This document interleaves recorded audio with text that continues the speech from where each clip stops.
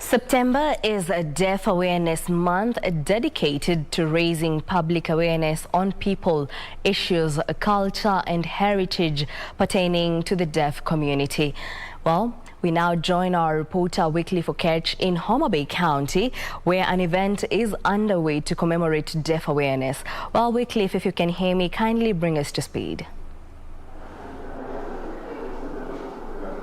Well, thank you, Jacob. I can hear you pretty well.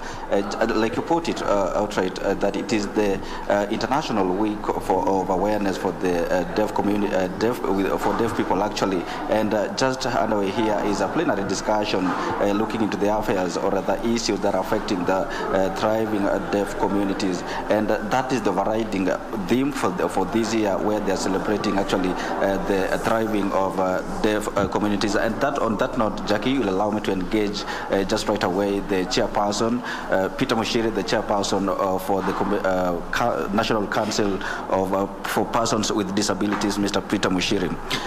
Welcome, and you're live on KBC Channel 1. Thank you. The overriding theme for this year is to celebrate actually the thriving deaf communities. In your capacity as the national chair, what would you make of the progress for the promotion of the affairs of the deaf people in the country?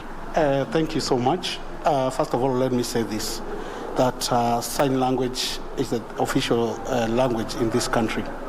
But so many people tend to forget that sign language is used with a lot of people, by a lot of people in this country. And number one, we as a council, we have tried to make a lot of awareness around deaf people. And persons with deaf challenges actually encounter a lot of problems. And we as a council, when we are celebrating International Deaf Week, we are trying to make sure that we are bringing this into the doorstep of each and every citizen of this country. Why are we doing this? Because persons with deaf challenges face a lot of challenges. And there is time as a council we usually say a deaf person does not have a secret. Why? Because if this person wants to go to a doctor and want to share his secret, and you see, some of these things are very secretive, he can't, because he will need an interpreter. And as a council, we are trying to create this awareness around government and even private sector, so that at least we can get many and many persons who know this language of interpretation. And we have taken a lot of programs, and we have been facing challenges for our deaf brothers and sisters. Recently, when you look at when His Excellency the President mentioned about the curfew, there is a person in Kisumu who was deaf, and a policeman actually beat that guy so much, and we didn't understand, because he cannot talk. So, and the police is implementing a presidential order. So this is why we are doing this, because this is celebrated across the world. Yes.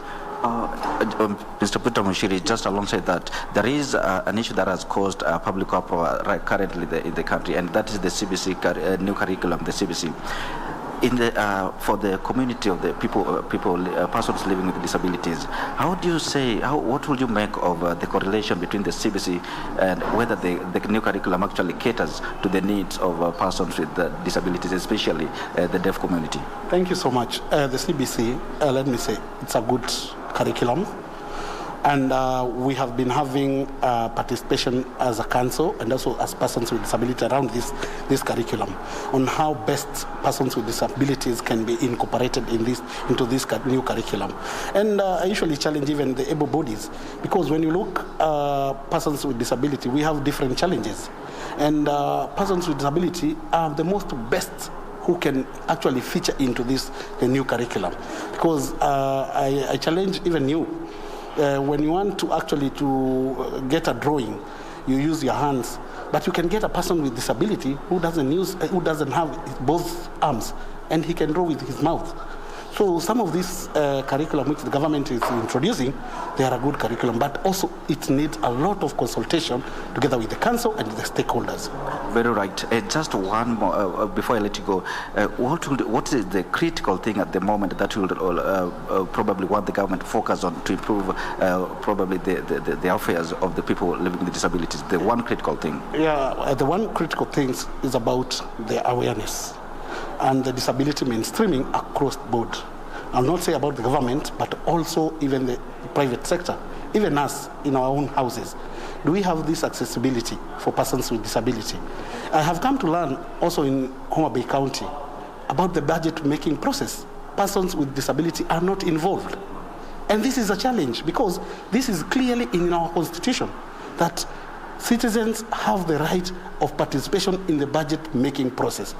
And we shall be following this because we want our people, the deaf community, and also persons with disability in our country to be involved in this process. Wow. That is very right. Thank you, Mr. Peter Mushiri.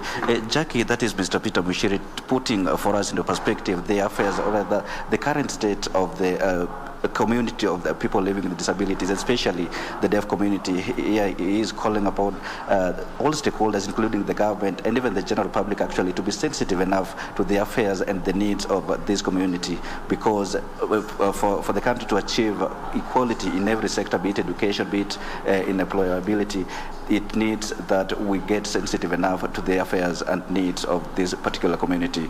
Jackie, on that point, just allow me to hand it back to you so that you can continue with the rest of the bulletin. Jackie.